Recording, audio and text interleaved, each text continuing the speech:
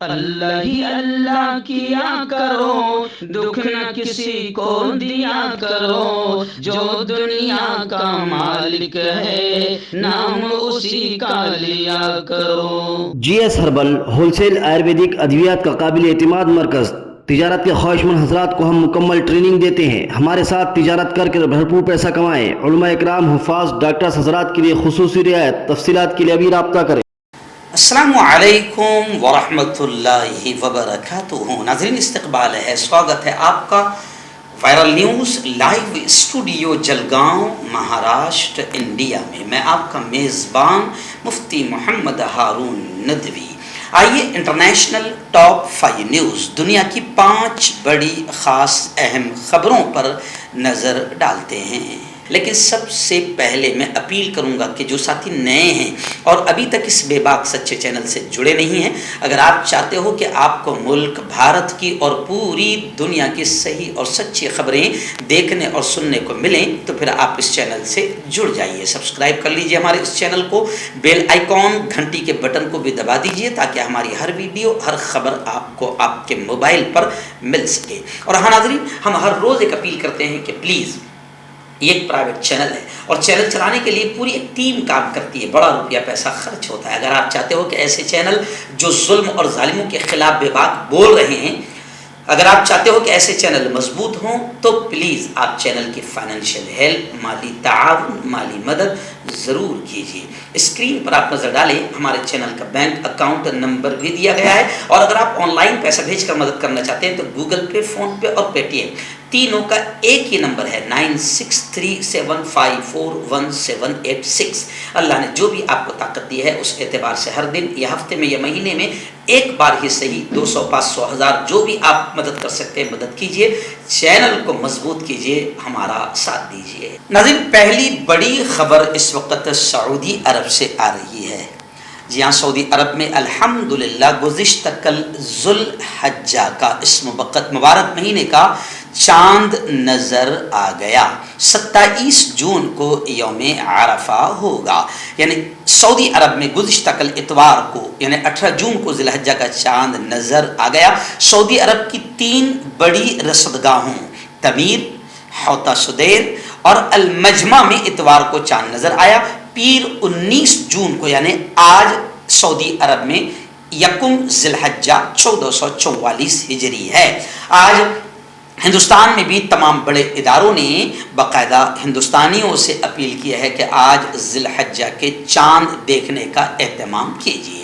آج اگر چاند نظر آ جاتا ہے تو آپ کو ذوالحجہ کا چاند مبارک ہو، بہت بہت مبارک ہو۔ اور آپ تمام سے میں یہ کہوں گا کہ یہ بڑے مقدس 10 ایام ہیں، ان 10 دنوں میں اللہ بہت خوش ہوتا ہے، اور ان 10 دنوں میں آخری جو یعنی 10واں دن ہوگا، 10، 11، 12، ان 3 دنوں میں اللہ کو قربانی بہت پسند ہے۔ ان 3 دنوں میں 10، 11، 12 ذوالحجہ کو قربانی سے زیادہ اللہ کو کوئی عمل پسند نہیں ہے۔ اس لیے صاحب حیثیت، صاحب استعداد لوگوں سے میں اپیل کروں گا کہ قربانی ضرور کرے، ضرور کرے، ضرور کرے، اور ابراہیم و اسماعیل اور ہاجرہ کی ان اداؤں کو جو اللہ کو بڑی پسند آئی تھی، ان اداؤں کو زندہ کرے، اس سنت کو زندہ کرے۔ اور پیارے آقا نے بھی فرمایا ہے، جب صحابہ نے پوچھا کہ حضور قربانی کا بدلہ کیا، تو پیارے نبی نے فرمایا ہر ایک بال یعنی جانور کے ہر ایک بال کے بدلے میں ایک نیکی۔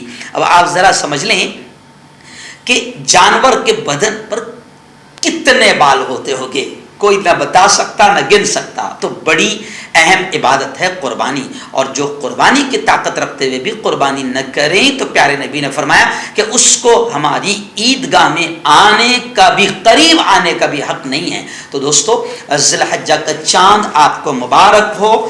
اللہ سے میں دعا کرتا ہوں کہ اللہ تعالیٰ آپ کے لیے، میرے لیے قربانیوں کو آسان فرمائے۔ اور ایک اپیل بھی کروں گا کہ اس پیارے ملک میں قربانی تو آپ ضرور کریں، لیکن بے وقوفی سے بچیں۔ بے وقوفی مینس کچھ لوگ جانور لاتے ہیں اور ان کے بچے پھر ہاتھوں میں لے کر پورے محلے اور پورے گاؤں میں گھماتے ہیں، یہ اچھی بات نہیں ہے۔ یہ اپنے ہندو بھائیوں کے جذبات کو بھڑکانا ہے۔ خدا کے واسطے اللہ کی حکم پر عمل بھی کریں اور ایسی بے وقوفی بھی نہ کریں جس سے اسلام اور مسلمانوں کو تکلیف ہو۔ ناظرین، سوڈان کے حالات کا علم آپ کو ہے اور لگاتار ہم نے سوڈان کے حالات کو لے کر خبریں دکھائی ہے. سینکڑوں کی تعداد میں بے قصور مارے گئے ہیں. سوڈانی فوج اور RSF دونوں کے درمیان 72 گھنٹے کی جنگ بندی کا ایگریمنٹ ہوا، معاہدہ ہوا. میں آپ کو بتاؤں کہ اب تک یہ آنکڑا بڑا چونکانے والا ہے. اب تک 3000 سے زیادہ افراد مارے جا چکے ہیں، مر چکے ہیں، اور 6000 کے قریب لوگ زخمی ہوئے ہیں. ایک مشترکہ سعودی امریکی بیان میں ہفتے کی شام اعلان کیا گیا کہ سوڈان میں تنازع کے دونوں فریقوں نے مقامی وقت کے مطابق اتوار کی صبح گزشتہ کل 6 بجے سے شروع ہو کر 72 گھنٹے کی نئی جنگ بندی پر اتفاق کر لیا ہے. بیان میں کہا گیا کہ دونوں فریقوں نے اتفاق کیا کہ جنگ بندی کی مدت کے دوران وہ نقل و حرکت اور حملوں، جنگی طیاروں یا ڈرونز کے استعمال، توپ خانے سے بمباری سے گریز کریں گے، اپنی پوزیشنز کو مضبوط کرنے اور دوبارہ فوجیوں کی فراہمی سے بھی گریز کریں گے. اس عرصے میں پورے سوڈان میں نقل و حرکت کی آزادی، ٹرانسپورٹیشن اور انسانی امداد کی ترسیل کی اجازت دی جاتی رہے گی. سوڈانی وزیر صحت ابراہیم نے ہفتے کو الحادث ٹی وی کو بتایا کہ سوڈان میں اپریل کے وسط میں شروع ہونے والے تنازع کے بعد سے اب تک 3000 سے زیادہ لوگ ہلاک ہو چکے ہیں اور 6000 سے زیادہ لوگ زخمی ہو چکے ہیں. سوڈان کی راجدھانی خرطوم کے 130 اسپتالوں میں سے نصف اب بھی کام کر رہے ہیں اور مغربی دارفور کے تمام سرکاری اسپتالوں کی سروس بند ہے. اور سوڈانی صحت حکام نے تو یہ بھی بتایا کہ ہفتے کے روز یعنی سنیچر کے روز خرطوم کے جنوب میں ایک فضائی حملہ ہوا جس میں 5 بچوں سمیت 17 لوگ جاں بحق ہوئے ہیں، مرے ہیں. اس بیماری میں 25 مکانات بھی تباہ ہوئے ہیں. مردانہ طاقت حاصل کرے 72 گھنٹوں کے اندر، وہ بھی جڑی بوٹیوں دوارا. حکیم یعقوب خان سے کانٹیکٹ کریں جو کہ 75 سالوں سے حکمت کر رہے ہیں. اس کے علاوہ جوڑوں میں درد، گردوں میں پتھری، شوگر، کھجلی، لیکوریا کا گارنٹی سے علاج کیا جاتا ہے. ابھی کانٹیکٹ کیجئے ڈاکٹر جاوید سے جو کہ گپت روگ وشیشجঞ ہیں. اس کے علاوہ جوڑوں کا درد، بواسیر، شوگر گارنٹی سے بالکل ختم، گیس، تیزاب، لیکوریا، لیور، کڈنی، گردے میں پتھری. اگر آپ دیش ودیش میں ان سے دوائیں حاصل کرنا چاہتے ہیں اسکرین پر دیے گئے نمبر پر کانٹیکٹ کریں.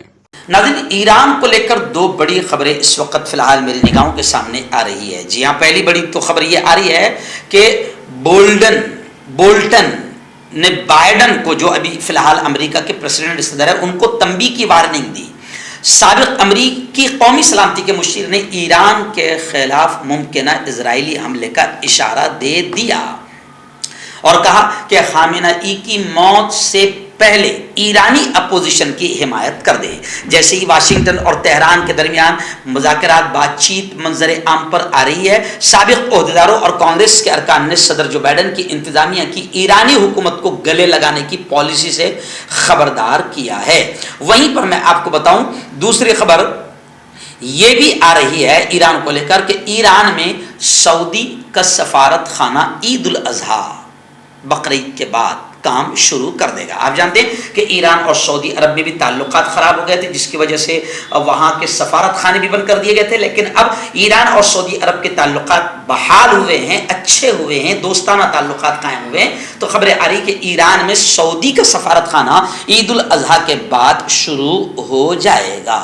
ناظرین، امریکہ اور چائنا کو لے کر بڑی خبر آ رہی ہے. جی ہاں، آپ جانتے ہیں کہ امریکہ اور چائنا کے بھی تعلقات کئی سالوں سے خراب چل رہے تھے، لیکن ابھی خبریں آ رہی ہے کہ 5 سال کے بعد امریکی وزیر خارجہ اینٹونی بلنکن نے چینی سرزمین پر اپنا قدم رکھا ہے.